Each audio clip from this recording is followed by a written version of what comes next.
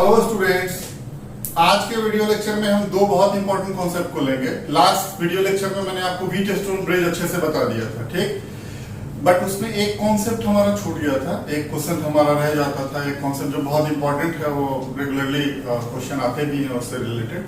तो वो एक पहले हम कवर अप करेंगे, उसके बाद जो है हम सिमेट्रिकल सर्किट से स्टार्ट करेंगे आज के वीडियो लेक्चर में। सिमेट्रिकल जो सर्किट्स होते हैं वो बहुत इंपॉर्टेंट होता है और इसका बहुत अच्छा फंडा है। दो उसमें हम कॉन्सेप्ट से पूरा का पूरा डील करेंगे, यानी कि दो हम मेथड्स लेंगे और उससे हम डील करेंगे। एक होगा मिरर सिमेट्री यूज करते हुए और दूसरा फोल्डिंग सिमेट्री यूज करते हुए, ठीक। तो स्टार्ट करते हैं वीडियो। ओके, यहाँ मैंने एक क्वेश्चन लिखा है बच्चों, इसको ध्यान से देखो आप। ये है, यहाँ पे एक बैटरी लगी हुई है, इस बैटरी से हमारे पास कुछ रेजिस्टेंसेज है, क्लियर। मान लो कि ये 10 ओम की बैटरी है, ये 5 ओम की बैटरी है, ये 5 ओम की बैटरी है, 10 ओम की बैटरी है। इसकी वैल्यू आप कुछ भी ले लो, मान लो ये आपका 2 ओम का बैटरी है, ठीक। 2 ओम की बैटरी ले लिया हमने, ठीक। ओके, अब हमें कैलकुलेट करना है इक्विवेलेंट रेजिस्टेंस।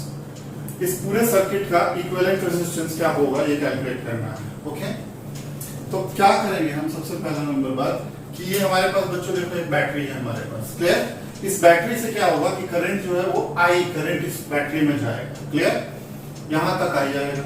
अगर हम वोल्टेज का बात करें तो आपको बता ही चुका हूं कि यहाँ पे जो वोल्टेज होगा वो होगा कितना V, और इधर हम ले लेते हैं 0 वोल्ट, यानी यहाँ V वोल्ट, यहाँ 0 वोल्ट। ओके, ठीक। अब बात आती है कि सर हमारे पास सबसे बड़ा दिक्कत है कि यहाँ पे और यहाँ पे पोटेंशियल क्या होगा ये हमें नहीं पता है, ये हमें कैलकुलेट करना पड़ेगा। क्योंकि अगर आप ध्यान से देखो ये हाई पोटेंशियल पे है, पता नहीं इसकी पोटेंशियल क्या है, नहीं पता तो एक काम करो, आप यहाँ x ले लो और यहाँ बच्चों y ले लो, ठीक। यहाँ x और यहाँ y।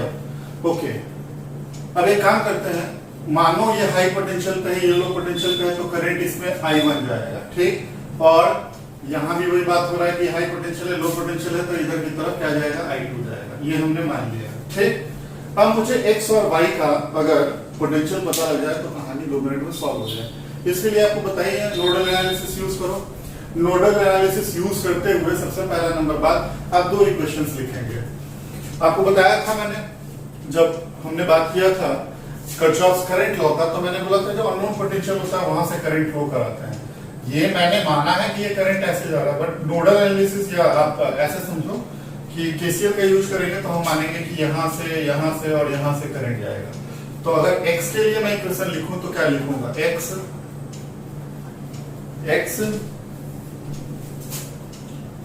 Minus what v, x minus v upon how much 10 plus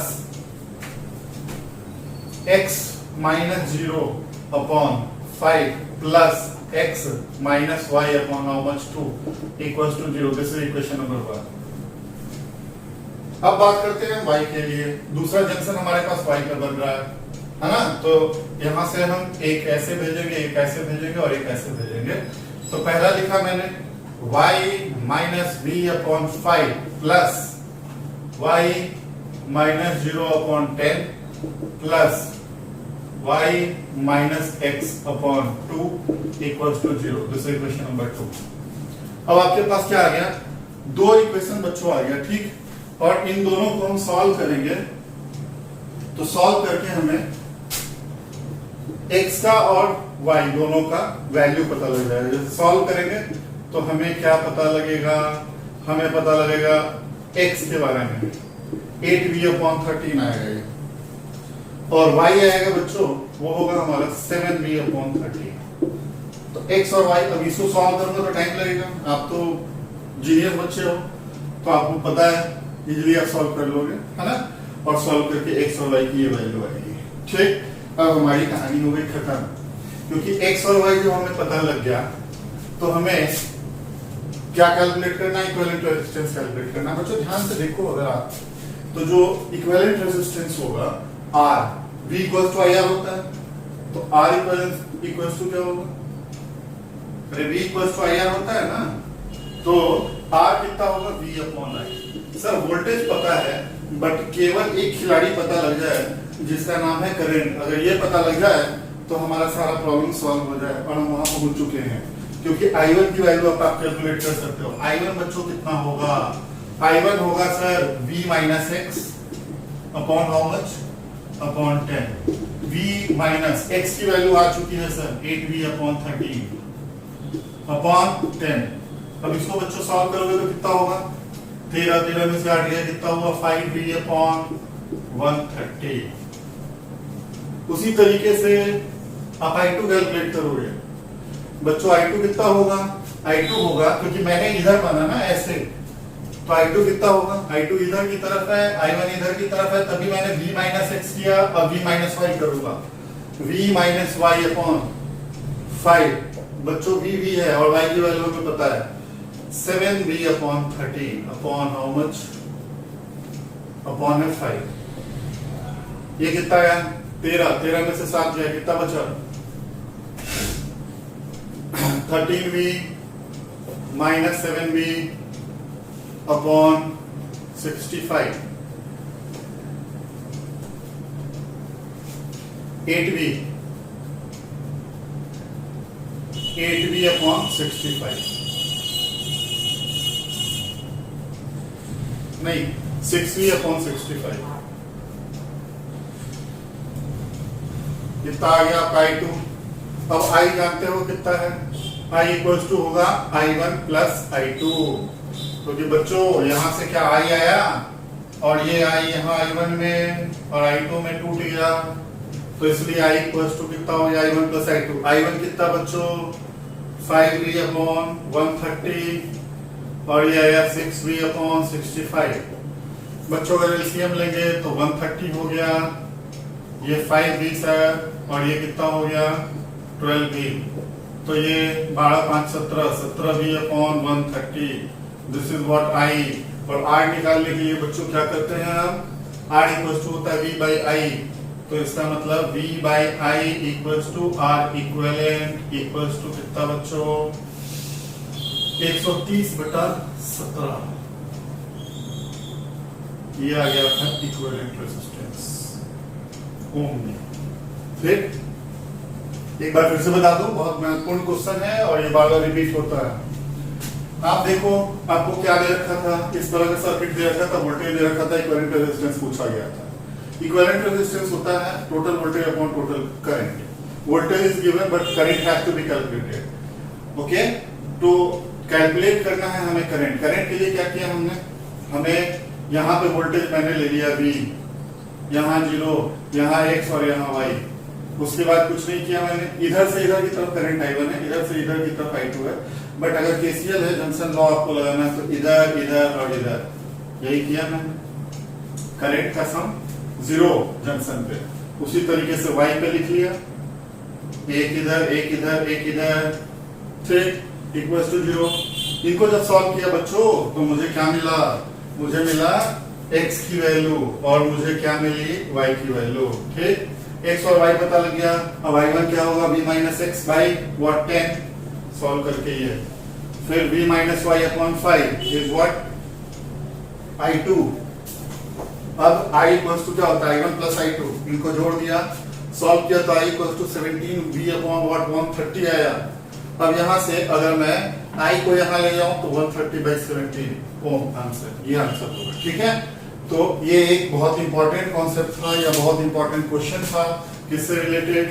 ये हमारा व्हीटस्टोन ब्रिज से रिलेटेड, और ये क्वेश्चन हमें करना बहुत आना चाहिए अच्छे से। ठीक है, एक और डेटा के साथ दे देता हूं, ये आप खुद से घर से कर लेना। अगर मैं सपोज करो यहाँ चेंज कर दूं, कुछ भी लिख देते हैं। मान लो मैंने लिखा है यहाँ पे 4 ओम और ये है बच्चों 4 ओम। ठीक, 4 ओम, ठीक।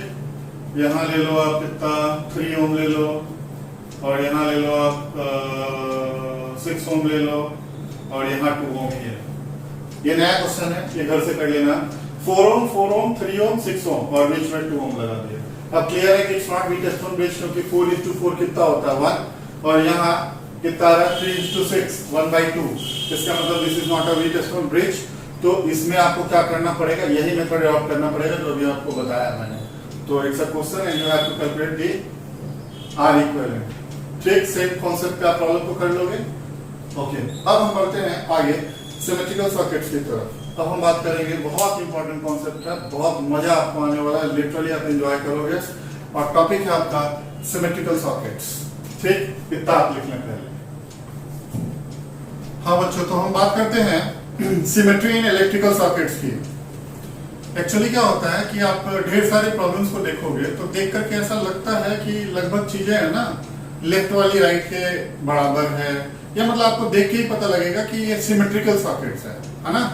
फिर ऐसे केस में क्या होता है, आपको इक्विवेलेंट रेजिस्टेंस कैलकुलेट करना होता है। तो दो तरह का नॉर्मली सिमेट्री देखने को आता है, या दो तरह का सिमेट्री आप यूज कर सकते हो, उसी से सारे क्वेश्चन हो जाएंगे, है ना।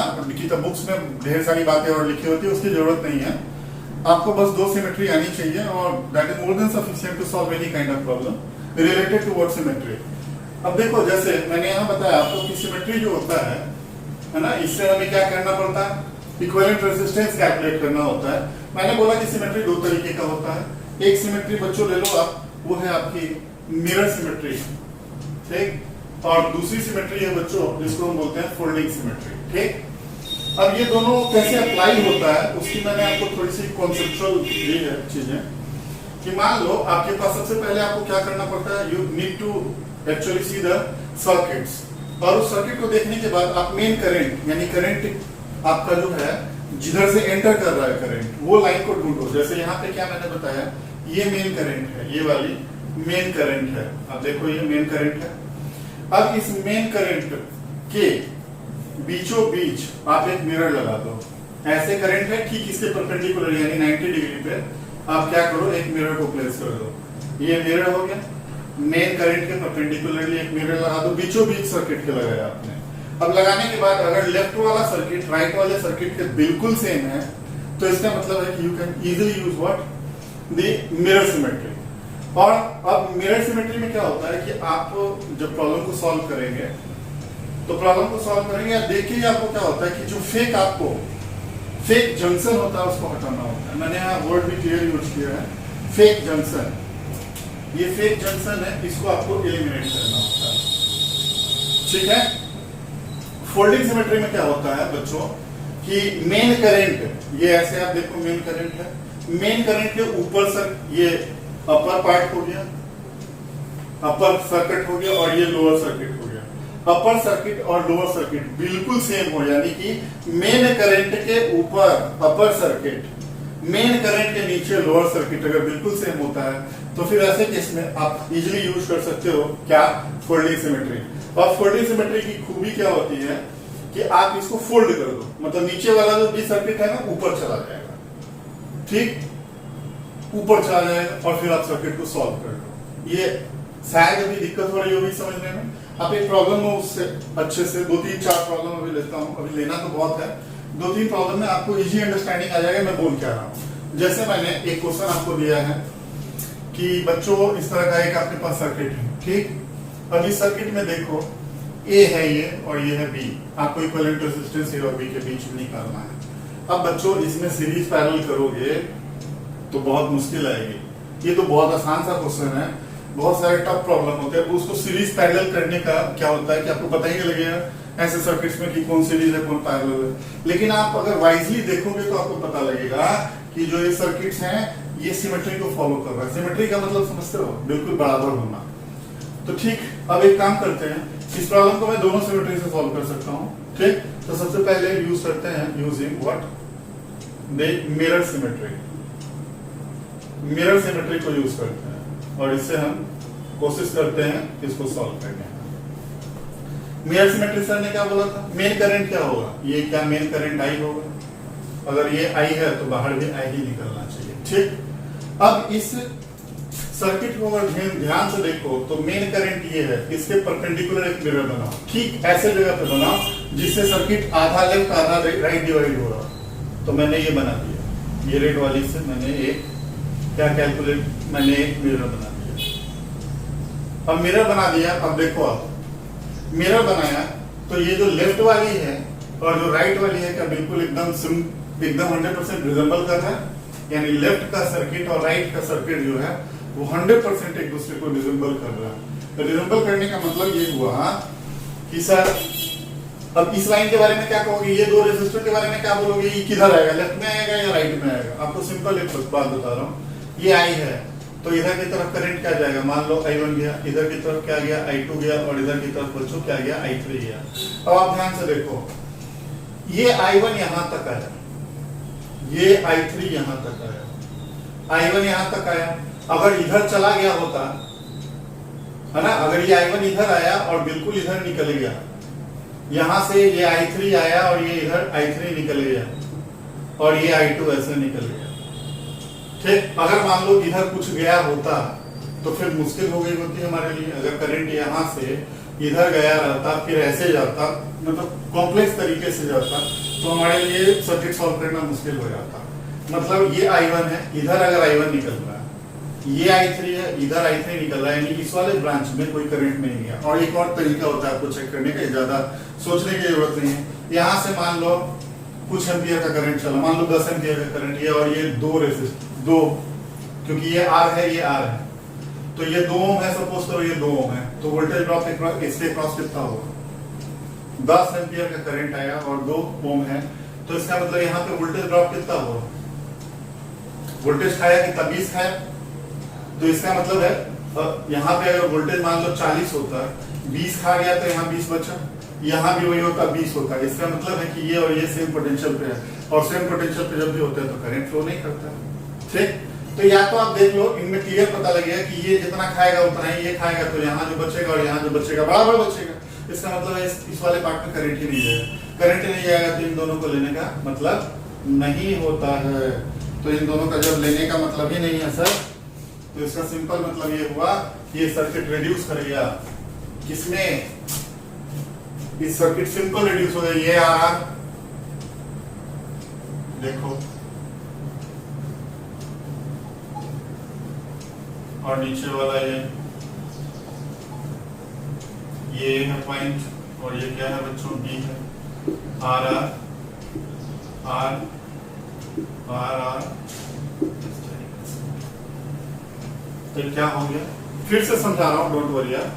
ऊपर वाला कितना हुआ 2R, ये भी 2R और ये भी 2R, 2R 2R 2R, ये पॉइंट ए है बच्चों, और ये क्या है बी है, तो are A be simply 2R/3, तीनों पैरेलल में 2R/3 आंसर। एक बार फिर से मैं समझा रहा हूँ बच्चों, मिरर सिमेट्री का मतलब है कि ये वाली आपका जो मेन लाइन है करंट की, ये वाली ऐसे, ये देखो ना ऐसे करंट जा रहा है, इसके ठीक ये परपेंडिकुलर डायरेक्शन में बीचों बीच लेके डिवाइड करना चाहिए सर्किट को। एक मिरर लगा दो, ये मिरर लगा दिए तो लेफ्ट वाला सर्किट और राइट वाला सर्किट बिल्कुल सेम है, इसका मतलब हम मिरर सिमेट्री लगा सकते हैं। अब ध्यान से देखो, मिरर सिमेट्री में सर तो आपने यहाँ पे लिखा है कि आपको फेक जंक्शन एलिमिनेट करना होता है।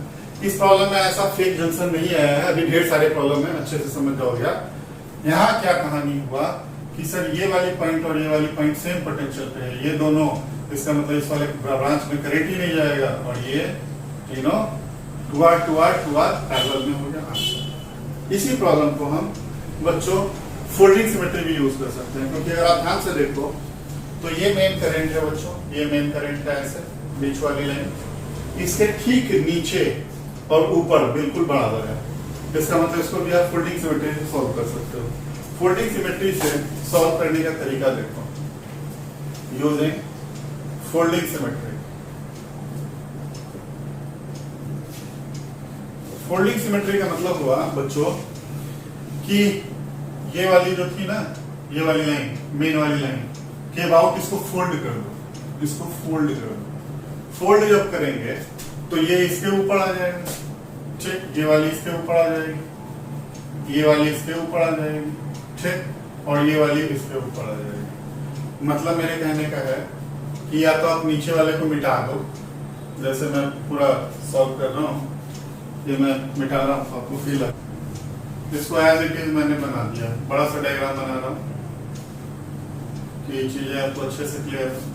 यही था ना, ये आर रेजिस्टर्स लगा दिए, ठीक, ये आपका बच्चों जंक्शन ए था और ये जंक्शन बी, ये ए है और ये बी है। बच्चों मैंने बोला ये मेन करंट है आई, इसके ऐसे ये वाली लाइन देखो।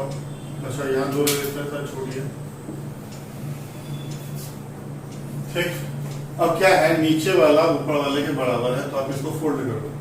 फोल्ड जब करोगे तो आप ये तीनों को मिटा लो, नीचे वाले को मिटा लो, और अब सर्किट बन जाएगा। ये तीनों को जब आप मिटा दोगे तो केवल आपके पास कुछ ऐसा होगा कहानी।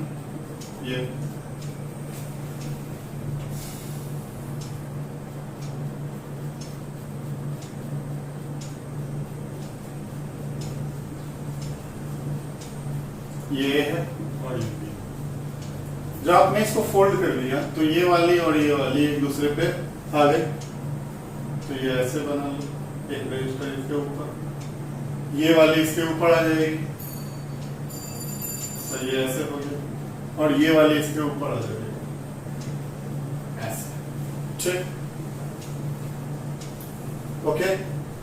तो ये कितना था, आर है, ये कितना आर, ये आर है, ये आर है, ये आर है, और ये आर है, ये आर है, और ये आर है। जब इसको रिड्यूस करोगे तो देखो आप, ये जो सर्किट है वो कुछ ऐसा हो जाएगा। अब बना हमारा ये कुछ ऐसा है।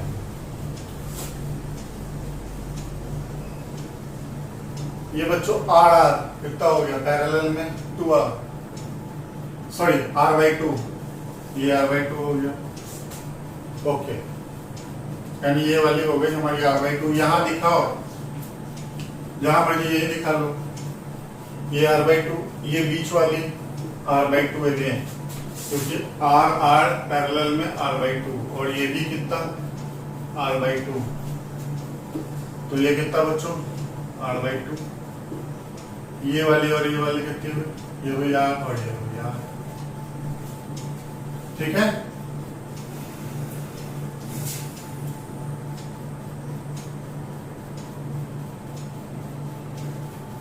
एक काम करते हैं बच्चों, अगर ध्यान से अगर आप देखोगे तो ये भी टेस्टोन ब्रिज है, क्योंकि इन दोनों का रेशियो, ये यहाँ ना बना के यहाँ बना लो तो ज्यादा बेटर, आपको अच्छा फील आएगा। देखो ये वाली और ये वाली, ये R/2, ये R/2, R/2 R/2 1 आया, ratio R/2 divided by R/2 1। ये दोनों का रेशियो R/R कितना हुआ, इसका मतलब बीच टेस्टोन ब्रिज है, यानी बीच वाले का कोई रोल नहीं है। तो बीच वाले का रोल नहीं है, तो R/2 कितना हुआ है, सर्किट रिड्यूस होके क्या हो गया सर, R हो गया, और नीचे कितना हो गया सर 2R हो गया। ये पॉइंट A था, ये B था, इसको ध्यान रखें, ये A है और ये क्या है बच्चों, B है। अब ये दोनों क्या पैरेलल में हो गया, तो RAB इज व्हाट, RAB कितना हो जाएगा 2R इंटू R/3R, और कैंसिल आउट हो गया 2R/3R। तो इस तरीके से RAB आपका कितना आ गया बच्चों 2R/3 आ गया। अब ध्यान से देखेंगे तो जो पिछला था हमारा उसका भी फोल्डिंग मिरर सिमेट्री से भी सेम आंसर था। तो बस मेरे ख्याल से आपको हल्का आइडिया तो है ही है। अभी ढेर सारे प्रॉब्लम है, उसको लेते हैं तो आपको बेटर फील आएगा। ठीक, ये समझ गया हो, समझ गया हो तो आप काइंडली इसको लिख लो। तो इसका मतलब है कि A से करंट अगर I एंटर करेगा तो B से करंट कितना लीव करना चाहिए, I ही लीव करना चाहिए। और थोड़ा आप यहाँ ध्यान से देखो, तो देखने के बाद आपको सारा बढ़िया से फील आ जाएगा कि अगर सर यहाँ हमने एक मान लो हमने मिरर ले लिया ऐसे बीचों बीच, यानी कि इसके परपेंडिकुलर मेन करंट के परपेंडिकुलर एक मिरर लगा दो। सर लगा दिया एक मिरर, मिरर लगाने से क्या फायदा हुआ, अब आप देखो मिरर लगाओगे तो जो लेफ्ट में है वही राइट में है, यानी कि 100% सिमेट्रिक स्ट्रक्चर है। ठीक है, अब यहाँ देखो, यहाँ पे रजिस्टर R है, यहाँ R है, तो इसका R/2 इधर, R/2 इधर, R/2 इधर, R/2, इसका मतलब 100% सिमेट्रिकल स्ट्रक्चर है मिरर के अबाउट, तो मिरर सिमेट्री लग जाएगा सर। और मिरर सिमेट्री में आपने क्या बोला था, फेक जंक्शन होता है उसको एलिमिनेट करना होता है। ठीक, ओके। तो अगर आप ध्यान से देखेंगे, अब हम थोड़ा सा करंट कुरेंट का बात कर ले तो आपको ज्यादा बढ़िया सा आइडिया लगेगा। मान लो यहाँ से अगर I करंट गया, इस वाले ब्रांच में मान लो मैंने I1 भेजा, इस वाले में भेजा I2, और इस वाले में बच्चों मैंने भेजा I3, तो क्या यहाँ I1, यहाँ I2 और यहाँ I3 आना चाहिए? अब ये करंट को I1 को यहाँ पहुंचने का मतलब है कि I1 मान लो यहाँ डिवाइड हो गया, ठीक। अब ये डिवाइड हो गया तो मान लो इधर कुछ गया और इधर कुछ गया। अब देखो ये करंट यहाँ से ऐसे होते हुए निकलेगी और ये ऐसे होते हुए निकलेगी, तभी ये I1 होगा। ये I3 के बारे में देखो, ये I3 यहाँ है, ये ऐसे गया और ये ऐसे है। इसका मतलब है कि ये जंक्शन फेक जंक्शन है और इसको एलिमिनेट करना पड़ेगा। देखो ना यार, ये I1 आया, इधर कुछ निकल गया, इधर क्या ले लो, मान लो I3 ले लिया, I4 निकल गया और ये I5। तो ये अगर I5 है, ये I5 इधर से आया, इधर से I4 है, तभी तो ये I1 होगा, क्योंकि I1 equals to how much? Sir अभी आपने बताया I1 इक्वल्स टू है I4 प्लस I5, ठीक। तो ये तभी पॉसिबल है जब यहां से I5 निकले, तभी ये I1 है। सिमिलरली ये अगर I6 है और ये I7 है, तो इसका मतलब है कि ये I3 है, जो कि किसके बराबर है?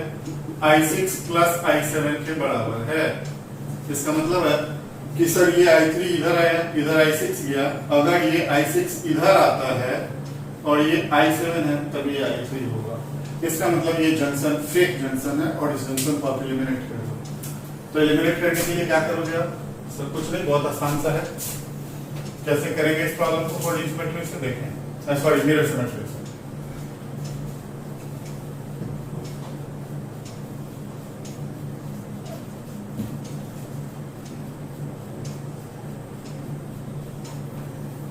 ये है ना,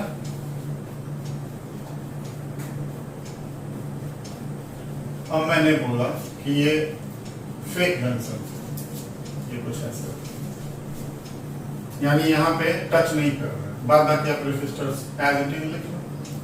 ये A है, ये B है बच्चों, ये क्या R है, ये R है, ये R है, ये R है, ये R है, R R R R और ये R है, ठीक।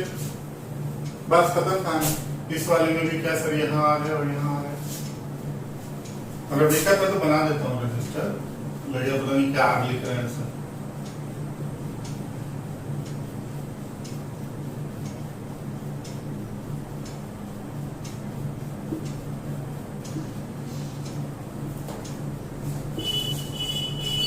हो गया। इसका मतलब अब ध्यान से देखो बच्चों, आपको बढ़िया से फील आएगा। अलग अलग कलर के पेन से बता रहा हूँ। क्या ये R/2 है सर? ये वाला R/2 है। R/2 और R पैरेलल में, सॉरी ये R और R सीरीज हो गया ना, तो कितना हो गया? R और R कितना हुआ बच्चों? ये 2R हो गया सर। और ये वाले कितने हो गए? 2R। 2R और R, 2R/3। ये देखो ना, R है, ये R और ये R कितना हुआ सीरीज में? 2R और R, 2R/3। तो अगर मैं इस सर्किट को रिड्यूस करूं, तो रिड्यूस करूंगा तो कुछ ऐसा बनेगा।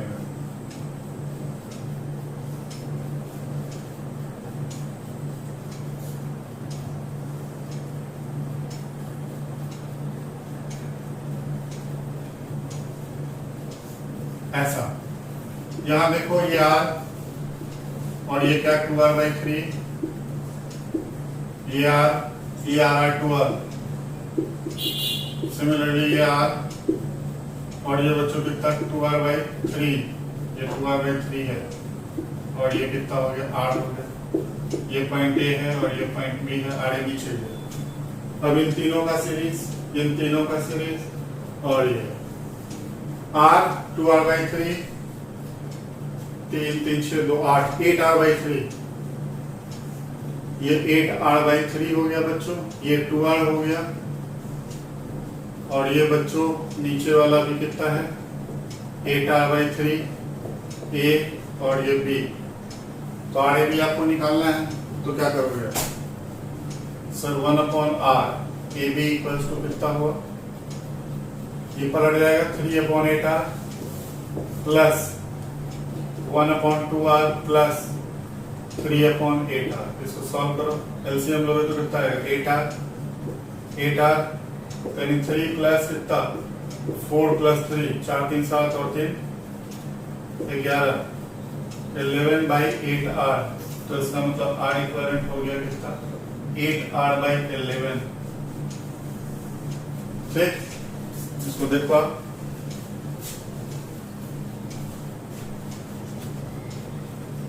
ने आंसर कुछ गलत आया है। 8R बाई 3, तो 3 पलट लिया मैंने, 3/8R 1/2R, 8R एलसीएम लिया हमने 8, तो 3 3 और ये 4 4 3 7 और 3 10 होता है बच्चों, 10 बाई 8R, 4 3 7 और 3 10, 10 बाई 8R काटोगे तो कितना होगा, ये कितना हो जाएगा 8R बाई 10, इसका मतलब कितना हुआ 4R बाई 5, तो this is your correct answer.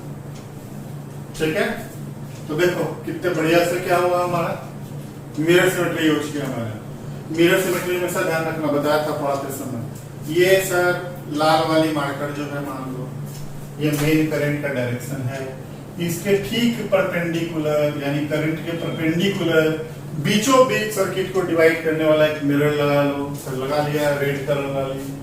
अब इसके इधर वाला और इधर वाला बिल्कुल सेम है, तो इसका मतलब क्या है कि ये जंक्शन जो बीच में है वो फेक है, यानी टच नहीं कर रहा है, यानी यहाँ से करंट ऐसे निकल गया, यहाँ से करंट ऐसे निकल गया और ये सीधे निकल गई, और इसका फंडा भी बढ़िया से समझाया करंट के थ्रू। इसका मतलब यहाँ पे जंक्शन है ही नहीं। अब ये R 2R हो गया, 2R और R 2R बाई 3 हो गया पैरेलल में, ये R और ये R तो था ही, सिमिलरली नीचे भी यही है, तो इस सर्किट को सॉल्व किया, आंसर आ गया। ठीक, तो ये था आपका क्या मिरर सिमेट्री। अब ढेर सारे प्रॉब्लम करते हैं, आपको बढ़िया फिल करा देता हूँ।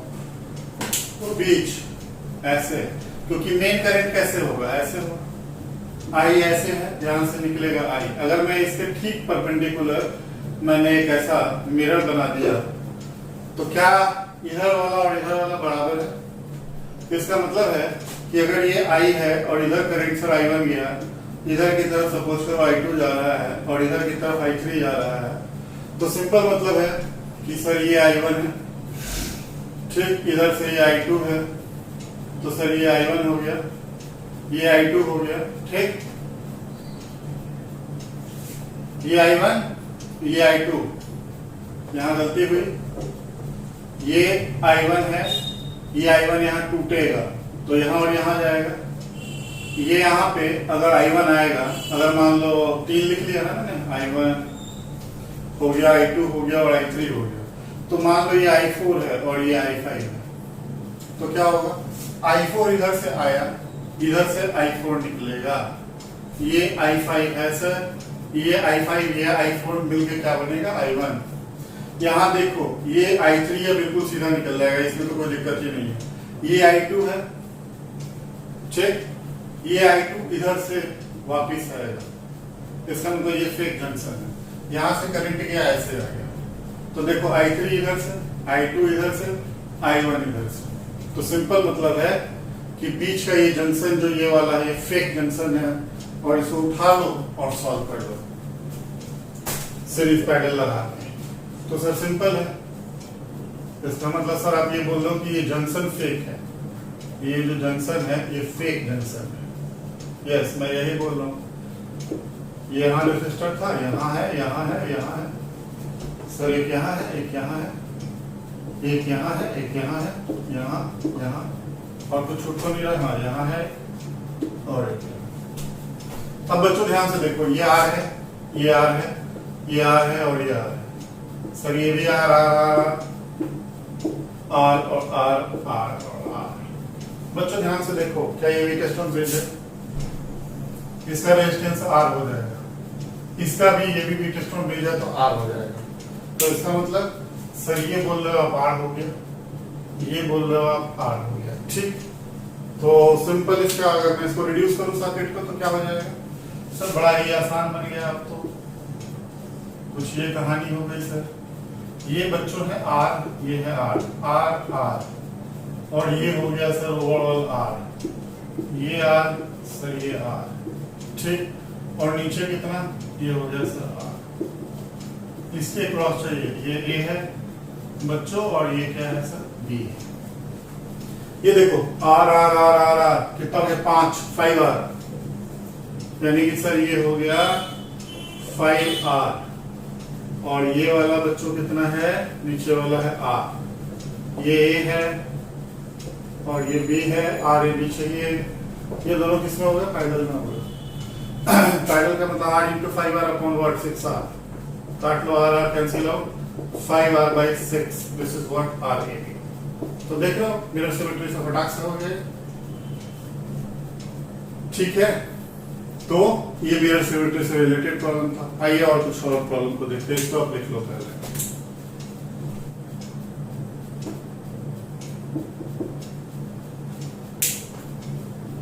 बच्चों एक बहुत मजेदार क्वेश्चन है, इस क्वेश्चन को थोड़ा आप अच्छे से देखो, बहुत बेजोड़ क्वेश्चन है ये। अब जो है इसमें आपको इक्विवेलेंट रेजिस्टेंस ए और बी के बीच में पूछ रहा है, इसका मतलब यहां से करंट बच्चों क्या होगा, आई एंटर करेगा, ठीक, यहां से करंट आई एंटर करेगा। अब अगर आप इस प्रॉब्लम को ध्यान से देखोगे तो मुझे इसके अबाउट, यानी इसके अबाउट इक्विवेलेंट रेजिस्टेंस चाहिए।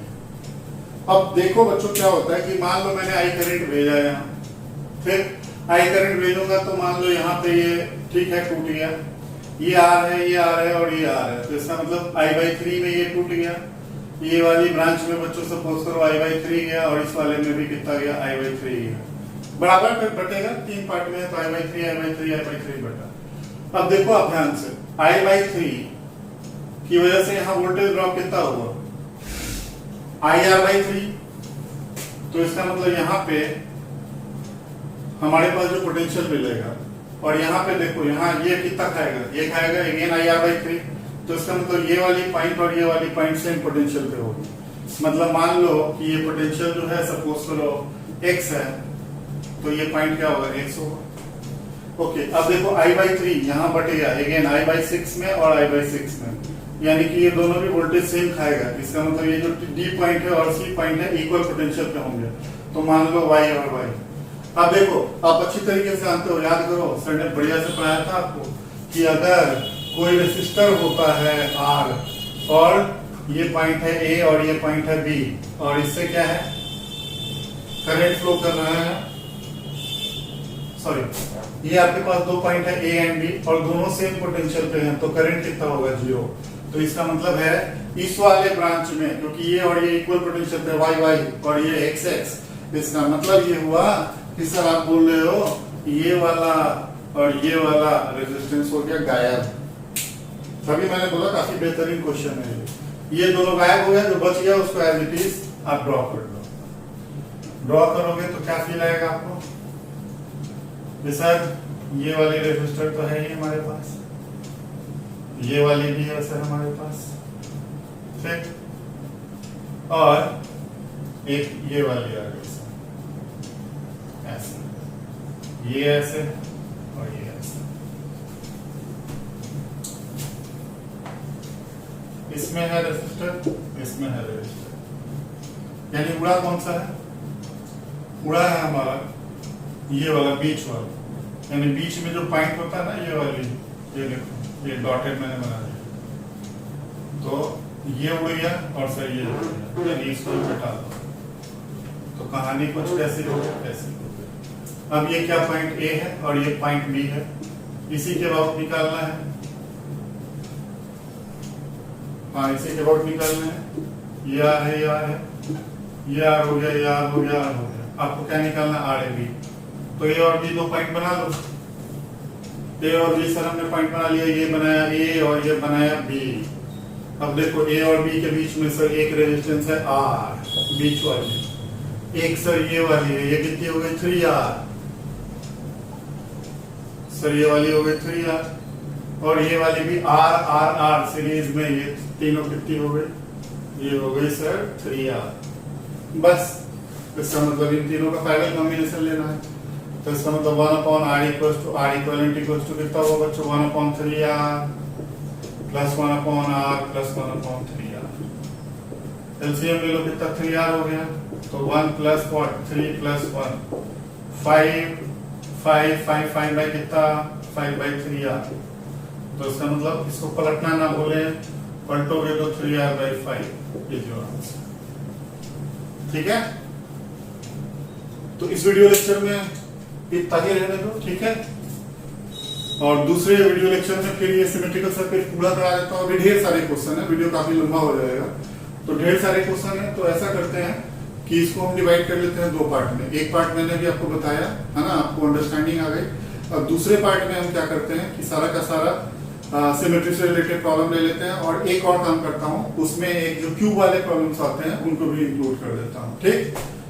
तो इस तरीके से हमारा पूरा कंप्लीट हो जाएगा, ठीक। Okay, thank you.